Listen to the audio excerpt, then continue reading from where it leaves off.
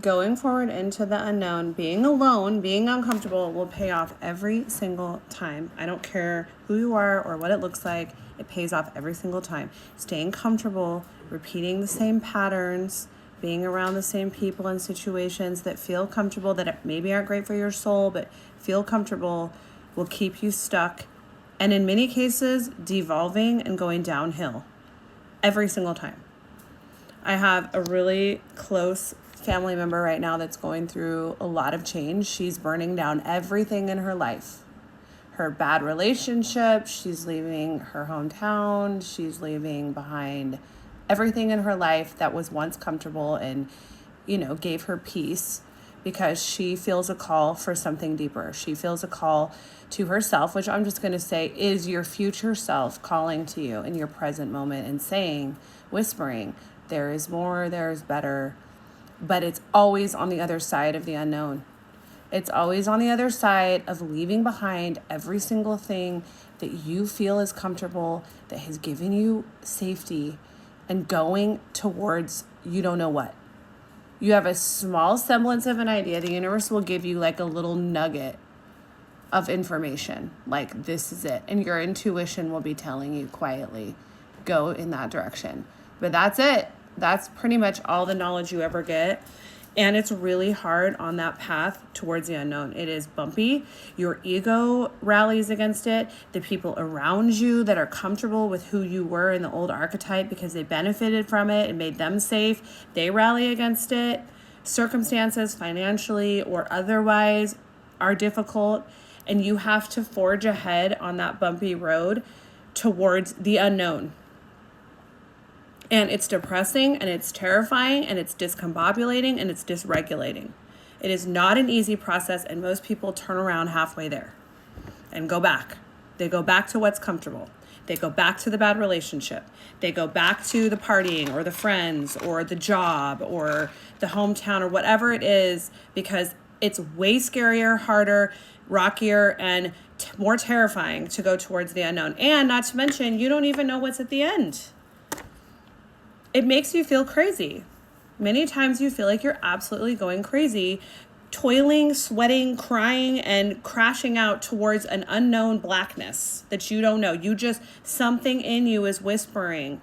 It's your future self and God together. There aren't human words for this phenomenon, but that's what it is. And so you are hearing the call and you are going out into the unknown, and it's terrifying. But what happens if you don't is you'll repeat the same old pattern. And if you're unhappy and you're uncomfortable and you're unfulfilled and you're bored, you're just going to keep on perpetuating that. That's the alternative. Or what I've seen happen when you go back to the comfortable is it can be life-threatening.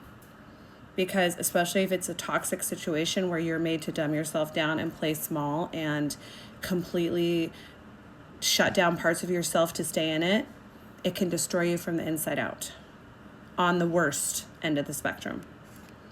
So let's get to the positive. What happens when you get to the unknown after toiling, pilgriming, laboring, pioneering across the bumpy road towards the blackness and the void and the unknown? What happens when you finally reach the promised land?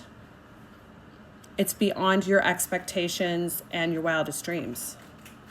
The reason that you can't conceptualize what the end is going to be in many cases when you're on that long journey or that dark night of the soul is because it's so amazing that you can't even conceptualize it in the place that you're at. You can't even understand how good it gets. I can give you all of the tangible, technical reasons and circumstances and places that I found myself in on the other side of the void. But suffice it to say that it is the greatest love you've ever known, that where you feel the safest and the happiest and the freest.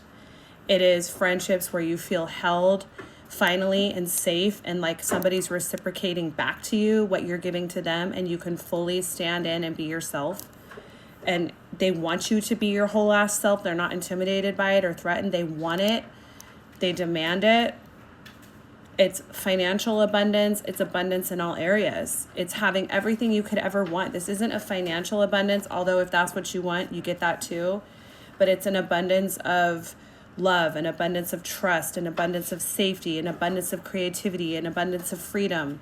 That's the last thing you get, which I would almost argue is the absolute best part of it, is the freedom.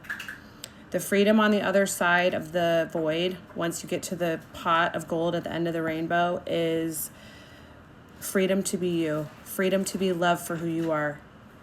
Pragmatically, on the micro, it's freedom to do what you want, to get paid to exist. All of this is on the other side of you going through the hardship, moving towards the unknown, walking through the bumpy road to get there, and not even really knowing what's on the other side. It's better than you can even conceptualize or imagine, so keep going.